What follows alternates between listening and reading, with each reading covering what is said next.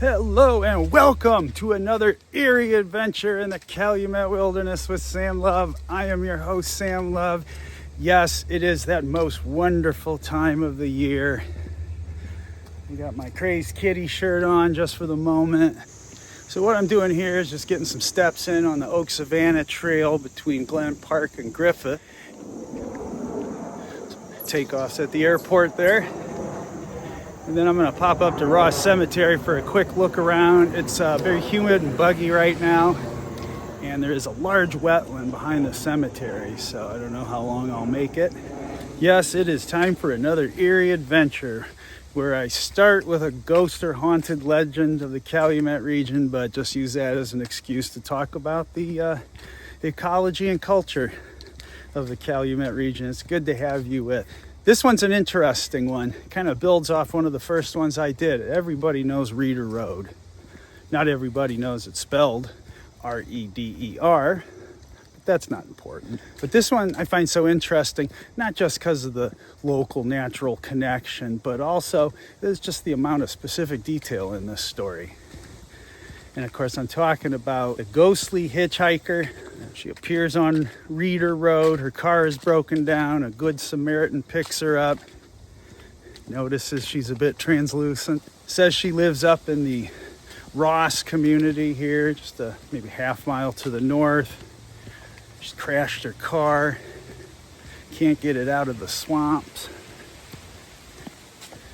So as she's being taken home, the Good Samaritan drives by Ross Cemetery here on Whitcomb, and she's gone. Good ghost stories thrive on vagaries, of course, but this one has some specific detail. We have a name of the young ghostly woman, given as Elizabeth Wilson. We get a date range too. Usually in the tellings, Elizabeth dies in the 50s, and the ghost haunting happened sometime in the early 70s. So as for any factualities, well, I'll break it to you. There is no Elizabeth Wilson buried in Ross Cemetery. There's no records of an Elizabeth Wilson young woman dying out here. Interesting, though, there is a young man, Bruce Wilson, who, according to one source I found, was killed when his car stalled, probably on the Joliet cutoff. He was hit by a train. And there is the grave of a 18-year-old Bruce Wilson in here. So you can kind of see how that one ended up transferring into the myth.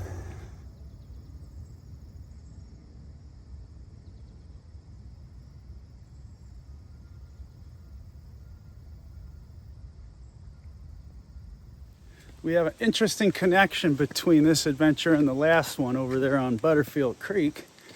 And that is the old Plank Road Trail, which is formerly the Joliet Cutoff, actually ran through here on its way to Lake Station and had a stop in the little village of Ross. What's really interesting, although the tracks are long gone, you can actually still see the cuts in the woods and through the subdivisions, the cuts into the grid, seeing where this railroad used to be.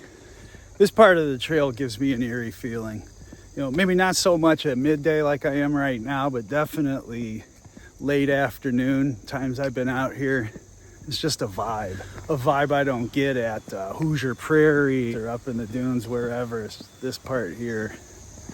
And it's a beautiful black oak savanna. You can see the old terrain, although a lot of what's immediately in front of us on the trail was, of course, shaped when the railroad was put in. But what's so nice here is you can look and see space in between the trees. That's a sign of health. It's just beautiful.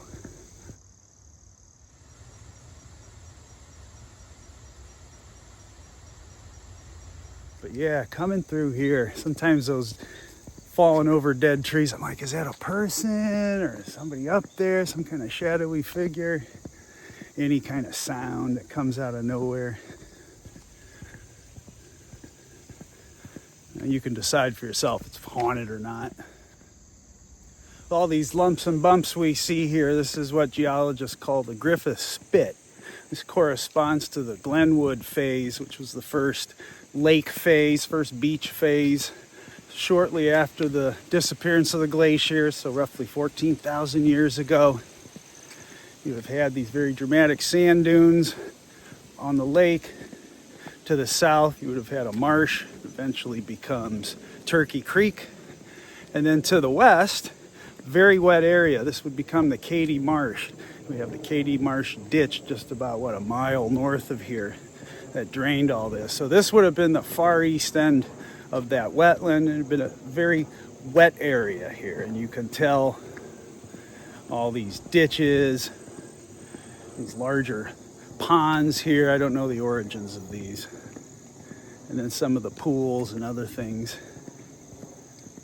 Hopefully somewhere in my archive I have photos of when this was, I won't say quite flooded, but standing water.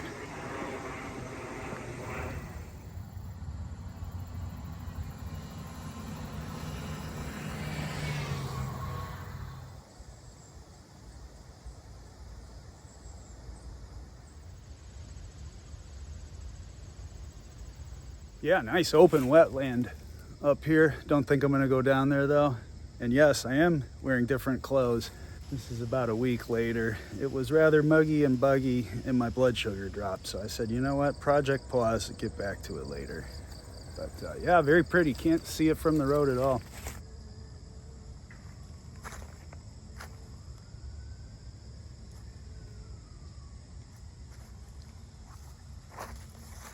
All right, I did find a little way in, not too hard actually. I don't know if it's private or not, so I'm not gonna stay too long, but get a few images. Somebody's got quite the spread over here. It looks like a fort with a slide right into the water.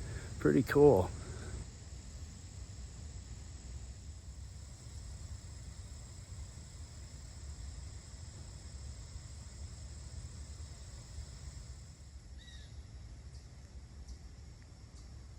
Yeah, I don't think so. I got what I came for. Nice view of this beautiful wetland. View of these lovely sand dunes here. This would have been associated with the Calumet shoreline. Of course, you know, Ridge Road. It's where you see it the best. Roughly 10,000 years old. Wow. Little slice of heaven tucked away back there. How cool. Ross Cemetery, one of the oldest in the region.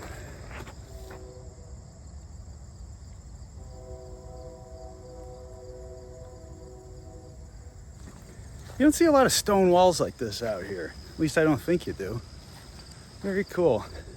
Anyway, to the south end of the cemetery, you can see more wetland, not as open. It's more clogged up and a lot of algae down there.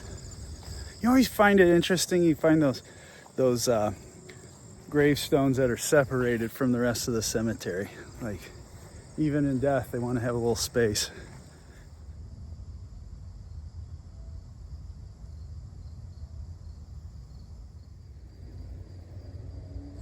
A lot of familiar names in region history too here. Hess, Klein, Nichols, you know, these all have streets and neighborhoods named after them. So very interesting. I've driven by here so many times and never actually walked in here. So as always, be respectful. There are people who live across the street. And hey, happy Halloween. Spooky season is here. All right.